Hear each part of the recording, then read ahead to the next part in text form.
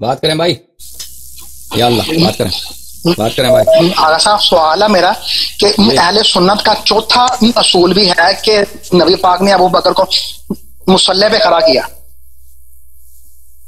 اس پہ بھی ذرا آپ کا روشنی فرما دیں۔ مصلی پہ کھڑا کر دیا بھائی، مصلی دیکھیں وہ استخلاف امامت تو نہیں ہے نا، اگر مان بھی لیں ان کے نزدیک تو کوئی بھی فاسق فاجر کافر بھی نماز پڑھا سکتا ہے، کافر تو نہیں، بہرحال کافر نے بھی نماز پڑھایا، کیوں کافر کون ہے؟ وہ مختار ثقفی ان کے نزدیک جو نبوت کا مدعی تھا، اس کے پیچھے بھی صحابہ نے نماز پڑھی۔ دیکھیں اگر آپ کسی کو کہتے ہیں نماز، دیکھیں پہلی بات تو یہ ہے کہ خلافت جو ہے قیامت تک ہے، رسول پاک صلی اللہ علیہ وسلم کے جانشین کون ہیں؟ بہت سا سلسلے، ٹھیک ہے نا؟ ہاں ٹھیک ہے، تو اس کے لیے نص صریح ہونی چاہیے کہ فلاں شخص میرے بعد جانشین ہے۔ اگر یہ امامت پہ کھڑا کرنا ابو بکر کا، پہلی بات تو یہ ہے کہ ہم یہ اصل مسئلہ جو ہے وہ ابو بکر کو واقع بخاری میں موجود ہے کہ اس کو ہٹا دیا رسول پاک صلی اللہ علیہ وسلم نے، اور خود انہوں نے نماز پڑھایا ہے، اور ابو بکر کو ہٹا دیا۔ اصل تو واقع وہ موجود ہے بخاری میں، یہ مان بھی لینا، اس کو نزاع کو چھوڑ دیں، کہتے مان بھی لیا کہ انہوں نے نماز پڑھایا ہے۔ یہ دیکھیں اب عمر خود کہتا ہے، ابو بکر خود کہتے ہیں کہ ان کے خلافت پہ کوئی نص نہیں ہے۔ ابھی میں نے آپ کو کتاب مسلم دکھایا تھا کہ بلکہ بخاری تھا کہ ان استخلف فقط بخاری میں دکھایا تھا، ان استخلف فقط استخلف من هو خیر مني وان اترك فقد ترك من هو خیر مني، رسول اللہ صلی اللہ علیہ وسلم۔ عمر صحیح الفاظ میں کہتا ہے کہ اگر میں خلیفہ کسی کو بناؤں تو حقیقت یہ ہے کہ مجھ سے جو شخص بہتر تھا، یعنی ابو بکر نے مجھے خلیفہ بنایا تھا، اور اگر میں نہ بناؤں تو پھر بھی میں نے عمل کیا ہے سنت رسول صلی اللہ علیہ وسلم نے، کہ اس نے ترک کیا استخلاف بنانے کو۔ اس لیے ابو بکر کا نماز پڑھانا اب استخلاف نہیں ہے، کیونکہ وہ ہر فاسق جاہل آدمی کے پیچھے بھی آپ نماز پڑھ سکتے ہیں، فاسق کے پیچھے بھی نماز پڑھ سکتے ہیں۔ دوسری بات یہ ہے کہ استخلاف نہیں ہے، دوسری بات یہ ہے کہ انہوں نے ان کا ادعا ہے، ان کا اجماع ہے کہ تعین نہیں ہے۔ میں نے دکھایا آپ کو پچھلے دن نووی کا بیان کہ اہل سنت کا اجماع ہے کہ رسول پاک صلی اللہ علیہ وسلم نے کسی شخص کو اپنے بعد تعین نہیں کیا۔ فرمائیے اور مزید کیا کہنا ہے؟ اوکے سر، مہربانی جناب، مہربانی عالی، تھینک یو، بہت مہربانی۔ آغا میں نے کچھ مطالعہ کیا ہے اور دوستان اہل سنت سے گفتگو ہوتی رہتی ہے۔ سب سے پہلے میرے ایک دو سوال ہیں آپ سے اسی موضوع کے متعلق کہ آیا اہل سنت کے ہاں خلافت جو ہے وہ امر دین ہے یا امر دنیا ہے؟ سب سے پہلا سوال۔ دوسرا یہ کہ یہ جو خلافت ہے اس کے متعلق وہ کہتے ہیں کہ نص صریح نہیں موجود ہے ان شیخین کے متعلق، لیکن یہ ہے کہ اشارتاً بہت ساری نصوص ہیں، یعنی نماز کے لیے ان کو امامت دینا، یا مثلا یہ حدیث کہ میرے بعد خلافت جو ہے وہ 30 سال تک رہے گی، تو یہ نصوص ہیں، یعنی سامنے والی ایسے نصوص نہیں لیکن ایک وہ ہے اشارتاً۔ تیسری بات یہ کہ جیسے ابھی آپ نے مسلم کا حوالہ دے کر کہا کہ خائن غادر اور ایسے امام علی علیہ السلام نے ان کو اپنا نظریہ بتایا کہ میں تم لوگوں کو یہ سمجھتا ہوں، تو وہ کہتے ہیں کہ یہی اسی مسلم میں حضرت عباس جو ہے وہ امام علی علیہ السلام کے لیے یہی الفاظ استعمال کرتے ہیں۔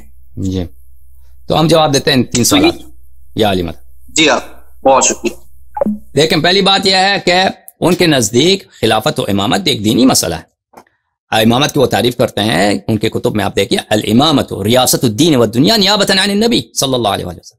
امامت جو ہے دین و دنیا کی ریاست ہے، دین و دنیا کی لیڈرشپ ہے، یعنی آپ کے جتنے دنیاوی مسائل ہیں اور جتنے دینی مسائل ہیں ان کا لیڈرشپ کا نام ہے کیا؟ اس کے لیڈرشپ کا نام ہے خلافت، امامت۔ لیکن یہ جو تعریف ہے دین دنیا کے مسائل کا لیڈرشپ، یہ تو اس میں نبی بھی آگے نا، پھر کہتے ہیں نیابتاً عن النبی، تاکہ نبی کو خارج کیا جائے نبی، تو اس لیے امامت ان کے نزدیک ایک دینی مقام ہے۔ اچھی بات ہے، اور یہ نہیں کہتے کہ ابو بکر صرف ایک دنیاوی لیڈر تھے، ان کی خلافت شرعی نہیں تھی، ان کی خلافت شرعی ہے، اسلام کی روح سے وہ کہتے ہیں ثابت ہے، پہلی بات۔ دوسری بات کہ مسلم کی جو حدیث ہے اس میں عباس نے امیر المومنین علیہ السلام کے متعلق نازیبا الفاظ استعمال کیے ہیں۔ دیکھیں ان کی کتاب ہمارے نزدیک حجت نہیں ہے، اور عباس ہمارے نزدیک کوئی امام بھی نہیں ہے، اور عباس ہمارے نزدیک کوئی معصوم بھی نہیں ہے۔ اگر دیکھیں ہمارے کتب میں تو نہیں ہے کہ عباس نے امیر المومنین علیہ السلام کو گالی دیا، ان کے کتب میں موجود ہے کہ امیر المومنین علیہ السلام کو عباس نے مثلا نازیبا الفاظ استعمال کیے ہیں، تو یہ ان کے نزدیک یعنی جو امر رسول صلی اللہ علیہ وسلم سباب المسلم فسوق، ایک مسلمان کو گالی دینا فسق ہے، تو ان کے نزدیک نبی کریم صلی اللہ علیہ وسلم کے چچا اور نبی کریم صلی اللہ علیہ وآلہ وسلم کے جو ایک صحابی ہیں جناب عباس، وہ ان کے دین میں فاسق ہیں، تو ان سے تو وہ جواب دیں کہ صحابہ کو سب عادل مانتے ہیں. یہ سوال کیسے عادل ہوا جب اتنے معزز صحابی جناب عباس جو نبی کریم صلی اللہ علیہ وآلہ وسلم کے چچا بھی ہیں، ان سے اتنا بڑا فسق ثابت ہو سکتا ہے، تو صحابہ کی جرح کیوں نہیں ہو سکتی؟ وہ ہمیں جواب دیں. ہمارے نزدیک ہمارے کتب میں تو نہیں ہے کہ عباس جو ہے امیر المؤمنین علیہ الصلوۃ والسلام کو انہوں نے گالی دی. ہمارے کتب میں یہ ہے کہ امیر المؤمنین علیہ الصلوۃ والسلام کی بہت عزت کرتے تھے جناب عباس، اور بہت ان کی احترام کرتے تھے، اور وہ اپنے سے مقدم سمجھتے تھے، ان کو امامت کا مستحق سمجھتے تھے. سمجھ میں آ رہی بات؟ ان کے کتب میں بھی ہے کہ جناب عباس امیر المؤمنین علیہ الصلوۃ والسلام کو امامت و خلافت کا مقدم جانتے تھے، ابو بکر پر اہل جانتے تھے.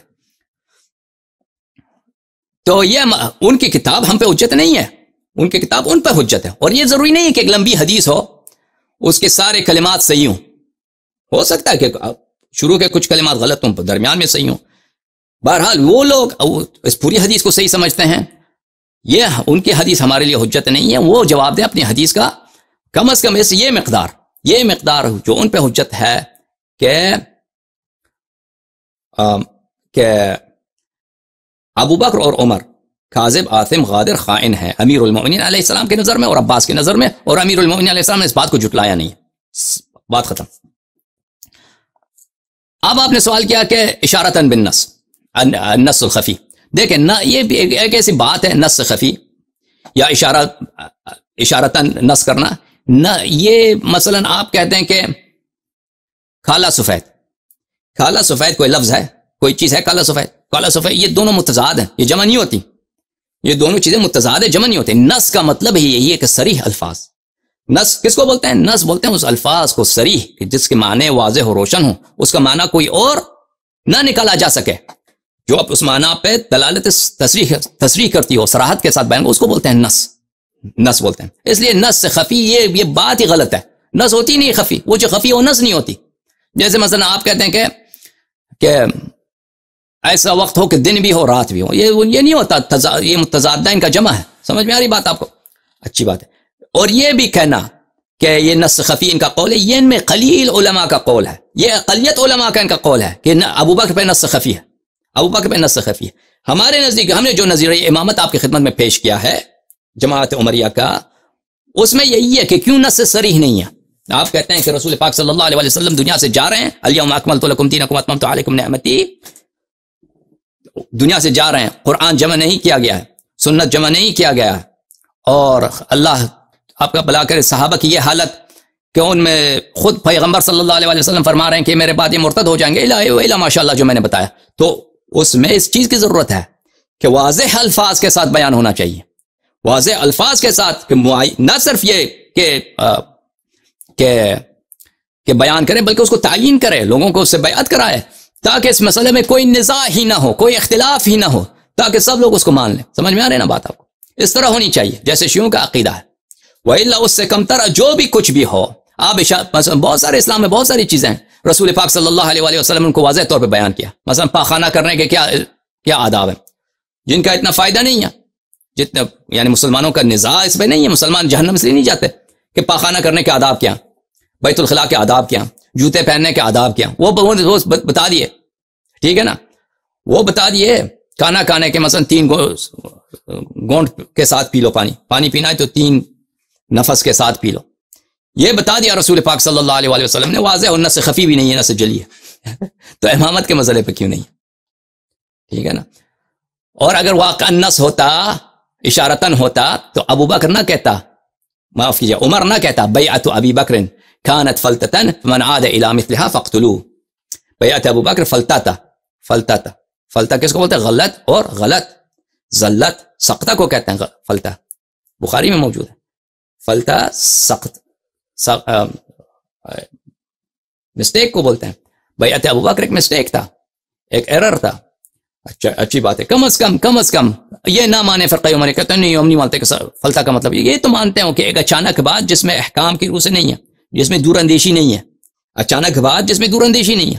اگر واقعا رسول پاک صلی اللہ علیہ وآلہ وسلم نے ان کو اشارہ کیا تھا تو یہ کہنا غلط ہے کہ ابو بکر کی جو ہے بیعت، بلے ایک ایسا کام تھا جو اچانک پیش آیا، اس میں کوئی ہم نے دور اندیشی نہیں کیا تھا، حالانکہ رسول پاک صلی اللہ علیہ وسلم پہلے اس پہ راضی تھے، انہوں نے بھی اس کو ریکمینڈ کیا تھا. بہرحال یہ ابو بکر کا بیعت، اس پہ کوئی نص نہیں ہے، خفی نہیں ہے، جلی نہیں ہے، اس کو ہم نے پہلے بہت تفصیل کے ساتھ غدیر کے مسائل میں تفصیل کے ساتھ کئی تقاریر میں بیان کر چکے ہیں، اس کے دلائل وہاں پہ بہت بیان کیے ہیں۔